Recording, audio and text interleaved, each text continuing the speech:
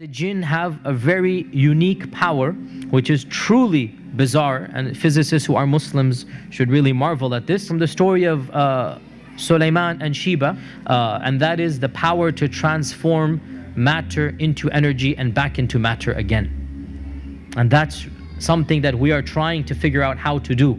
E equals mc squared. Energy and matter are related, we know this. And the jinn have the power to do this. How do we know this?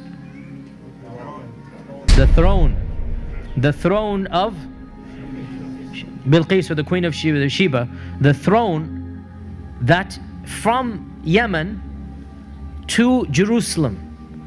قال عفريت من الجن. Now, jinns, there are many levels, and ifrit are the most evil and the most powerful.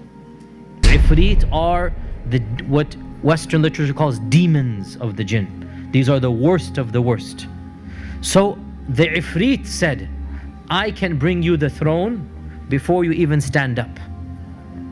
Which makes total sense, physically speaking, from physics I mean. If the jinn can go and come back at the speed of light, and this one jinn is so powerful. Now again, this is my 2 cents. It is as if Allah is saying this is the max that any jinn can possibly do.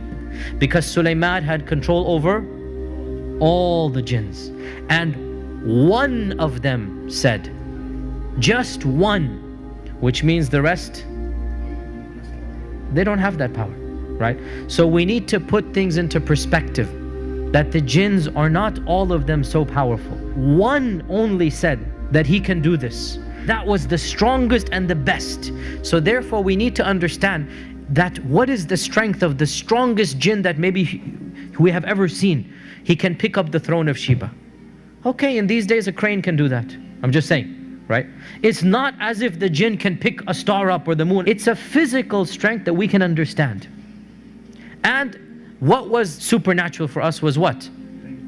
Is that to transport it. And it is well known that this throne is going to be inside the palace, that if he were to take the throne, it would not be flying in the air. People are not going to see it flying. Rather, it would disappear there and appear in front of Sulaiman, which means what? E equals mc squared here, right? Einstein was probably right in this regard. And this is what we believe, if we believe in the story, that it is possible somehow the jinn have the power to take matter, transform it to energy, take it all the way back and then reproduce it, right? And by the way, this is something that is well known, mutawatir, from the stories and whatnot, that it is possible for a magician to just produce an item that was lost, literally, and he goes, here it is, right? So what are some of the physical characteristics of the jinn? What are the jinn made of? What type of fire? Smokeless fire. So if they're a type of energy, how fast can they go? Quite literally, the speed of light. Quite literally, they travel at the speed of light, right?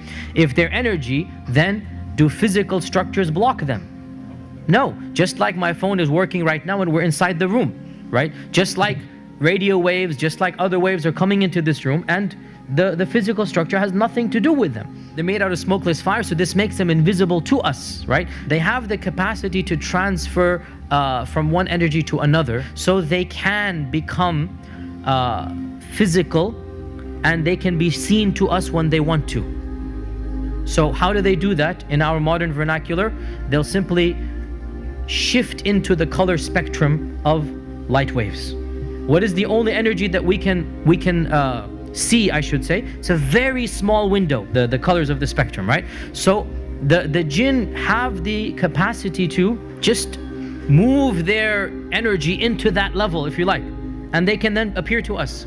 They have the capacity to project their voice so that we can hear the energy of the sound, but it's all energy. So they are invisible, and Allah says in the Quran, إِنَّهُ يَرَاكُمْ هُوَ وَقَبِيلُهُ مِنْ حَيْثُ لَا تَرَوْنَهُمْ. Iblis and his tribe can see you from places you cannot see them. So in this regard, they have the upper hand. They can see you and you cannot see them. They can make their presence known to you. You don't have any clue where they are or not.